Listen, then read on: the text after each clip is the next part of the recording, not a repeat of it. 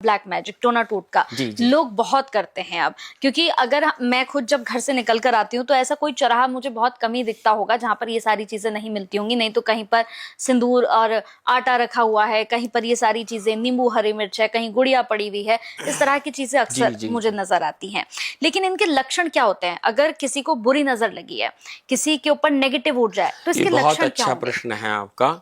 ये आज की तारीख में बहुत ज्यादा है।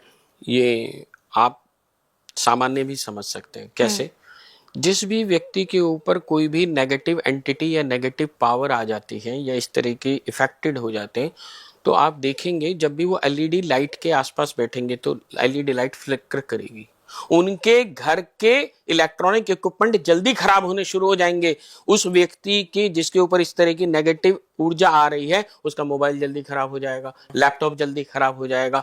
और सबसे बड़ी समस्या क्या बनती है कि घर में 5 सदस्य हैं, पांचों जैसी टेबल डिस्कशन के लिए बैठते हैं, डाइनिंग टेबल पे साथ खाने के लिए बैठते हैं, बात अच्छी भरी होती है, अचानक से बदल जाती है और विद्रोह हो जाता है, घर में झगड़ा होता है। उनके घर में एक अजीब सा एक तनाव, एक खिंचाव महसूस होगा। ऐसा लगेगा जैसे पता नहीं क्या हो रहा है। कोई भी शुभ कार्य करने की कोशिश करेंगे, शुभ कार्य नहीं होगा। आप ऐसे किसी के भी घर में जाएंगे तो वहां एकदम से जैसे मानो सिर में दर्द होना शुरू हो जाएगा। ये सब नेगेटिव ऊर्जाएं होनी शुरू हो जाती हैं। अब या ये नेगेटिव ऊर्जाएं किसके ऊपर प्रभाव करती हैं, किस पे जल्दी इफेक्टेड हो जाती हैं?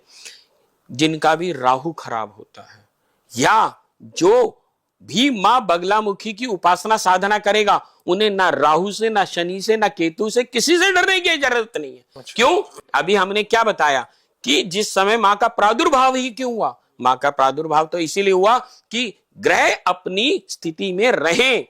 तुम बाहर आओगे, तुम्हें मैं बताती हूं तुम कैसे बाहर आओगे। तो जो मां बगलामुखी का उपासक है, साधक है, उसके लिए मां तत्पर खड़ी रहती है। जैसे अपने बच्चे के लिए मां तत्पर खड़ी रहती है। कोई पड़ोस का बच्चा अगर कोई मार के चले जाए तो मां क्या कहती है कि बेटा मान जा। और अगर वो 2-3 बार फिर ना माने तो फिर कहती है आजा, दर तू पीछे हो, मैं देखती हूं उसको। तो ठीक इसी प्रकार से मां फिर अपने हाथ में उसकी फाइल ले लेती है कि यार तुझे मैं समझाती हूं अब कैसे करते हैं। और एक और विशेष रूप से मां हमने काली का एक बहुत ही भयंकर स्वरूप देखा है। हाँ। जब मां के साधक को कोई परेशान करता है तो मां भयंकर स्वरूप धारण कर लेती है।